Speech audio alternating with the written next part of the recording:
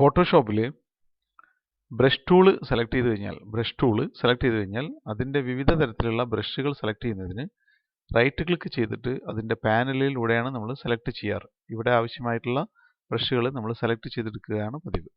അതല്ലെന്നുണ്ടെങ്കിൽ അതിൻ്റെ പ്രോപ്പർട്ടി ബാറിൽ നിന്നും ഇവിടെ ബ്രഷ് സെലക്ട് ചെയ്തെടുക്കുകയാണ് ചെയ്യുന്നത്.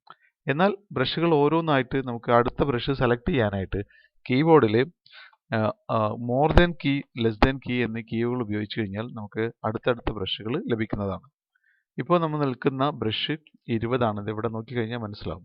ഇനി ഞാനിവിടെ മോർ ദാൻ കീ അടിക്കുമ്പോൾ ഓട്ടോമാറ്റിക്കായിട്ട് 20 എന്നുള്ള വേറൊരു ബ്രഷായി മാറുന്നത് ശ്രദ്ധിക്കുക. കണ്ടോ, വിവിധ തരത്തിലുള്ള ബ്രഷുകളായി മാറി. കണ്ടോ, ഓരോ ബ്രഷുകളും നമുക്ക് ആവശ്യമുള്ളത് ഇങ്ങനെ സെലക്ട് ചെയ്തെടുക്കാനായിട്ട് സാധിക്കും. ഇതിനുപയോഗിക്കുന്ന കീ മോർ ദാൻ കീയും ലെസ് ദാൻ കീയും ആണ് ഞാൻ ഇതിന് ഉപയോഗിക്കുന്നത്. കണ്ടോ, അപ്പോൾ ഓരോ കീസ് മോർ ദാൻ അടിക്കുമ്പോഴും അടുത്ത ബ്രഷുകളിലേക്ക് സെലക്ഷൻ പോകുന്നതാണ്.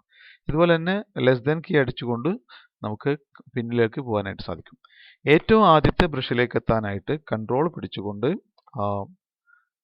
ലെസ് ദാൻ അടിക്കുക. ഏറ്റവും അവസാനത്തെ ബ്രഷിലേക്ക് എത്താനായിട്ട് ഷിഫ്റ്റ് പിടിച്ചുകൊണ്ട് മോർ ദാൻ അടിക്കുക. അപ്പോൾ ഏറ്റവും അവസാനത്തെ ബ്രഷും ഏറ്റവും ആദ്യത്തെ ബ്രഷ് ചെയ്യാനായിട്ട് ഷിഫ്റ്റ് പിടിച്ചുകൊണ്ടാണ് ലെസ് ദാൻ അടിക്കേണ്ടത്. അതുപോലെ തന്നെ ഏറ്റവും അവസാനത്തെ ബ്രഷിലേക്ക് എത്താനായിട്ട് ഷിഫ്റ്റ് പിടിച്ചുകൊണ്ട് മോർ ദാനും അടിക്കുക.